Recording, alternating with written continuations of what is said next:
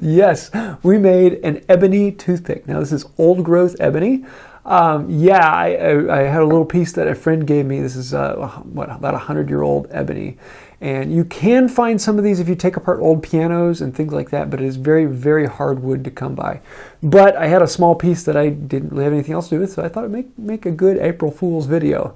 Now I got to figure out other things to do with this. So I'm going to take good care of this and make sure I keep my teeth good and clean. I'd love to hear your thoughts and concerns. If you'd like to actually see a video that actually talks through this and I think through what I'm doing, why I'm doing it, and some of the things that are going through my brain, I have a whole second channel where I do that. I'll leave a link to that down below as well. So I hope you like this. If you did, let me know in the comments down below. And I think that'll do it for today. Until next time, have a wonderful day. This was a video that I definitely got really, really, really picky about.